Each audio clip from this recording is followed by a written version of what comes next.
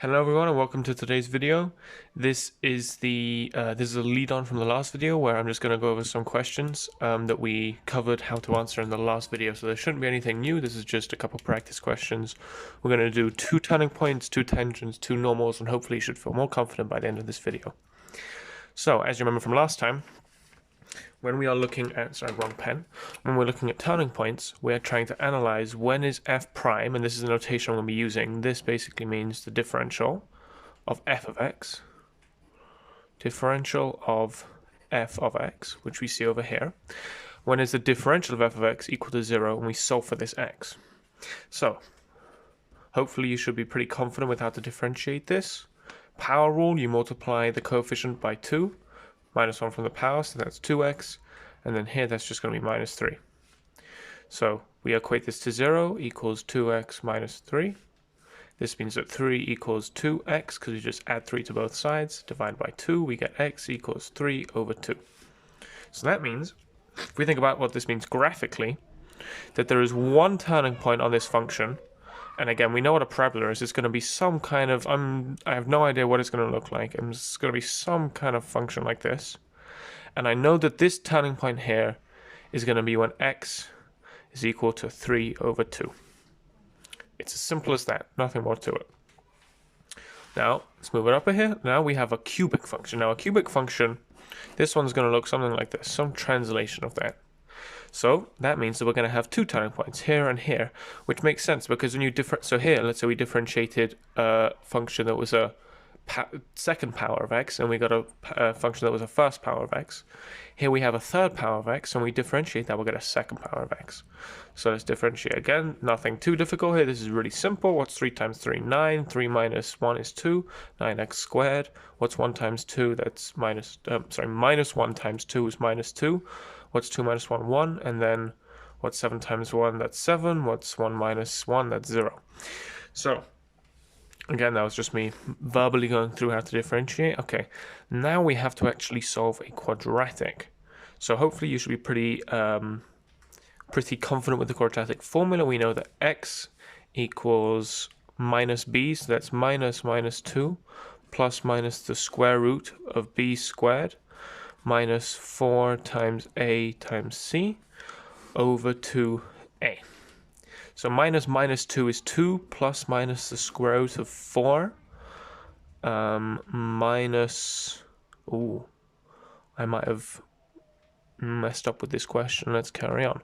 Minus 4 times 9 times 7, that's going to be 36 times 7, that's 42, 210, 252. Don't have my calculator with me, so this is, I do actually. I'm just going to double check that, I don't want to embarrass myself. Yeah, 252 over 18. We have a bit of a problem here, which I didn't think about when I was coming up with these questions. This actually means that this function, this quadratic, has no solutions. So the differential is never equal to 0. Which is not something I considered when creating these questions. So actually, I'm going to leave this for now. This is a bit of a mistake. I'm sorry about that. And we'll look at graphically what that means if it has no turning points. We'll have to see what that actually means in terms of a cubic. So, I'm very sorry about that. That might be a bit confusing. I'll try and explain it later. I have to go at my laptop just to graphically graph that function. Okay, so the theory isn't too difficult. You differentiate, you solve for 0. It's a little bit harder with differentiating cubics because then you got a quadratic. But if you differentiate a quadratic, it should be very easy. Okay, now we're going to move on to tangents. So we want to find the tangent at the point x equals 2. So first of all, we want to know what is f of 2, because we need to know the y value. So f of 2 is going to be 2 times 4, because that's 2 squared, plus 7 times 2 minus 3. That's 8 plus 14 minus 3. So that's 5 plus 14, which is 19. Okay, and I'm sorry if I mess up with any of the simple adding and multiplying and subtracting.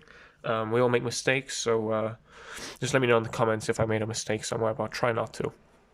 Next, what we need to know is f prime of 2, but it's easier first to differentiate and then plug in 2. So let's differentiate this. Again, what's 2 times 2? 4. 2 minus 1 is 1, and then 7. So f of 2 is going to be f prime, not f of 2, sorry. That's going to be 4 times 2 plus 7, which is going to be 8 plus 7, which is 15. So we know we are looking for the straight line y equals mx plus c. We know that at the point x equals 2, we know m equals 15. We know what y is. Now what we do is solve for c, just as I told you last video. So 19 equals 15 times 2 plus c. 19 equals 30 plus c. c is negative 11, I believe. Yeah, negative 11. So that means that our tangent at this point is y equals 15x minus 11. And I'm not going to do it just now because I don't have my GDC with me. But if you actually graph this function, our f of x, and our tangent, they should touch tangentially, which means they touch at that point, they never touch again. Okay, now let's do a cubic. I'm really hoping this cubic actually has some solutions. Or what am I saying? It will have a solution, and we're not solving it to 0. We can plug in. It should be continuous. So again, let's do the same process. We want to evaluate it at negative 1. So what is f of negative 1? Negative 1 cubed minus 2 times negative 1 squared plus negative 1 minus 2. That is going to be a negative number, so that's negative 1 minus 2 times, so minus 1 squared is 1, but negative 2 times 1 is minus 2, minus 1 minus 2, that will be minus 6. Now we want to find f prime of x. So 3x squared, I'm just going to go through this quickly now, minus 4x plus 1. So f prime of negative 1 is going to be 3, negative 1 squared, minus 4 times negative 1 plus 1. So that is going to be 3 times 1, minus 4 minus 1 is plus 4 plus 1. That's going to be 8, which equals to m. So again, we just y equals mx. This is the form I use. Of course, you could use the other forms of a straight line, but this is the one that I like to use. It's the most straightforward to me, Y-Intercept Form. You got the Y-Intercept here, gradient. So we have y is going to be minus 6 equals m is 8, x is minus 1 plus c, so minus 6 equals minus 8 plus c.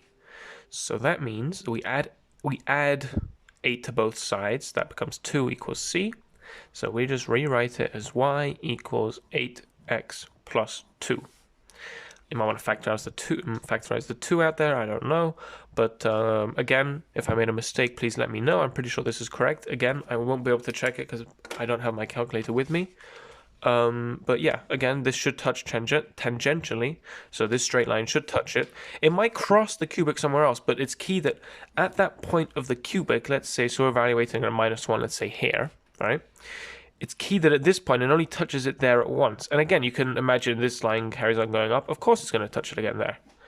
But we're only interested in this point. We don't want it to cut across. You don't want it to be like that. We just want it to almost brush past it and carry on.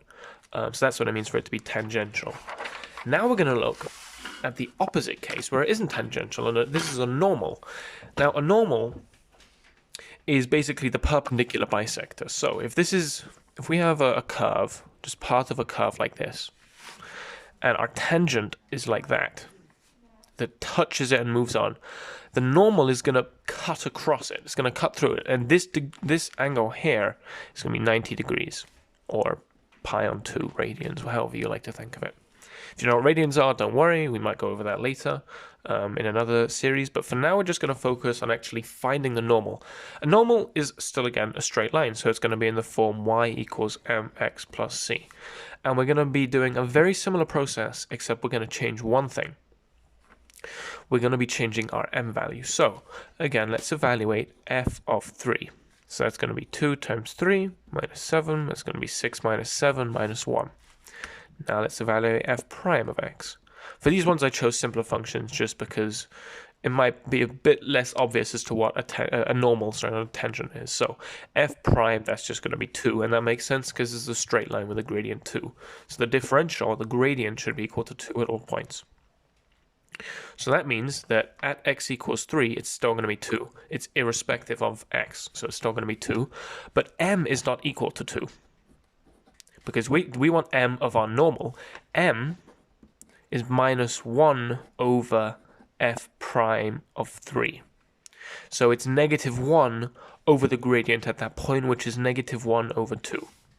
So we know that the gradient is negative a half. We know our x value, we know our y value. Once again, we just solve. Minus 1 equals minus 1 half times by 3 plus c. Minus 1 equals, what's minus a half times 3? Minus 3 over 2 plus c. What is minus 1 plus 1.5? That's just going to be 1/2, I believe. So c is 1/2. So y equals minus 1 over 2x plus 1/2. You might prefer to multiply everything by 2. So 2y equals 1 minus x. You could also rewrite it like that. Once again, if I made a mistake, please let me know. But I think that should be correct. And now our final... Oh, and just so you understand what that means, that for this straight line, 2 minus 7... it's not going to look like that, sorry. So it's going to have quite a steep gradient coming like that.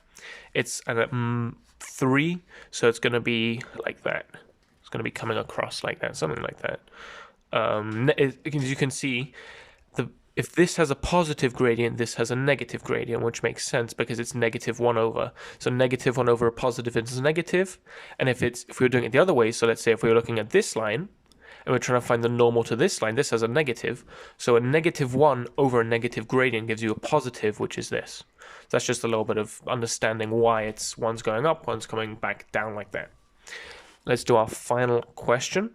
Again, we're going to have the same process. So we're going to go, okay, what is it at... I think that was a 3. I have a bit of a problem sometimes with my writing. I'm just going to say that's a 3. So f of 3, let's evaluate that again. 3 squared plus 2 times 3 minus 1. 3 squared is 9. 2 times 3 is 6 minus 1. Basically 8 plus 6, or 15 minus 1. So that is going to be 14. So y equals, or f of 3 equals 14.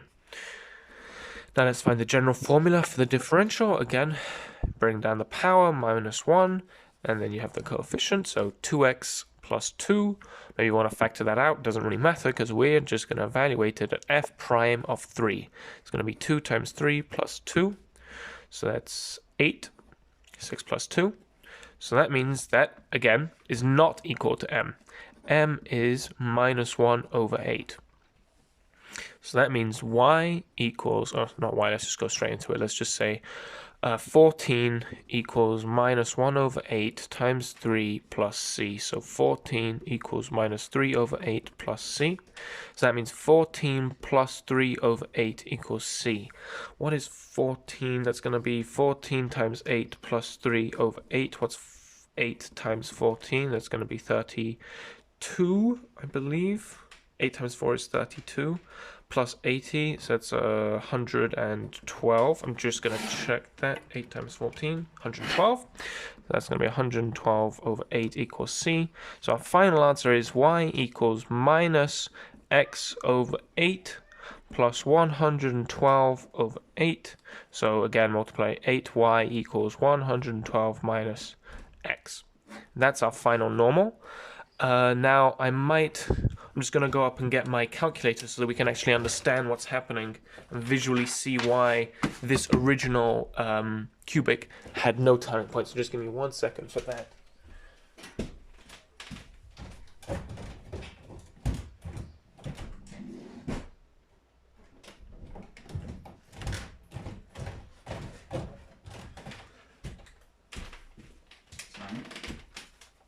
Okay, I'm back on my calculator. I'm just going to quickly graph this. Now, there is actually a way, I'm just going to give you a bit of a sneak peek to complex numbers. There is actually a way to solve that quadratic. You just need to use imaginary numbers, but that's a bit of a new topic for you guys, I'm guessing. Unless you maybe did it before the calculus. Okay, control. Just give me one, I messed up with the thing. So 3x cubed minus x squared plus 7x minus 5. Okay, that's an extremely steep graph. I'm going to need to zoom out. Terribly sorry about this. Okay, I can see why. Okay, so here, let me try and... If you can see, it's an extremely steep graph. And there don't seem... Again, I'll just zoom out a bit to make my point. Zoom out. It's an extremely steep graph, and it does not seem to have any turning points. It actually has. Now, this is something that you'll look at later. This is something called a point of inflection, where I won't explain it now in too much detail, but it's basically where it goes from concave up to concave down. But all you need to know right now is that this function has no turning points, which implies that f prime of x is never equal to 0, which means that the gradient here is never 0, it's always going to be some value. So that's actually quite nice that turned out, because that just shows you that maybe if you got this in an exam, you might think you're doing something wrong, but there are functions that just don't have any turning points. Anyway, that's going to be all for today. Thank you very much. I hope this was helpful. If I made any mistakes, please let me know in the comments. And yeah, see you next video.